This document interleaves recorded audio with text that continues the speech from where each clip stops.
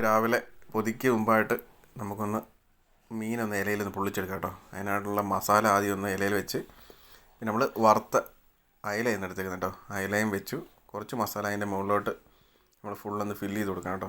ഒന്ന് കുറച്ചുകൂടെ നമുക്കിട്ട് ഒന്ന് ഫില്ല് ചെയ്തിട്ട് നമുക്ക് ഇലയൊന്ന് നന്നായിട്ടൊന്ന് മടക്കണം കേട്ടോ. അതിനോട് ഞാൻ അതിൻ്റെ തുമ്പൊന്ന് കട്ട് ചെയ്തെടുത്തിട്ടുണ്ട്. നന്നായിട്ട് ഇതുപോലെ ഒന്ന് മടക്കി 4 സൈഡ് നന്നായിട്ടൊന്ന് മടക്കിയതിന് ശേഷം നമുക്ക് വാഴയുടെ നാര് വെച്ചൊന്ന് കെട്ടിയെടുക്കണം. വാഴയുടെ നാര് വെച്ച് നന്നായിട്ടൊന്ന് കെട്ടി നമുക്കൊന്ന് ചപ്പാത്തി ചുടുന്ന നമ്മുടെ കല്ലുണ്ടല്ലോ അതിലൊന്ന് പൊള്ളിച്ചെടുക്കാം. ഇപ്പോൾ നമുക്ക് ചോറ് ഒന്ന് റെഡിയാക്കാം. അപ്പോൾ ഇന്ന് കറികൾ എന്തൊക്കെയാണെന്ന് നോക്കാം കേട്ടോ. ആദ്യം തന്നെ നമ്മുടെ കക്കാർച്ചി തോരനാണേ. തേങ്ങ സവോളയൊക്കെ ചേർത്തിട്ട് മസാലകളിൽ ചേർത്ത് തോരൻ പോലെ വെച്ചാണ്.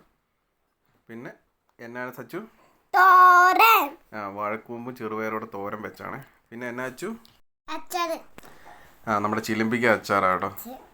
പിന്നെ നമ്മുടെ പൊള്ളിച്ച മീനും കൂടെ വെച്ച് നമുക്കൊന്ന് പുതി കെട്ടിയേക്കാം.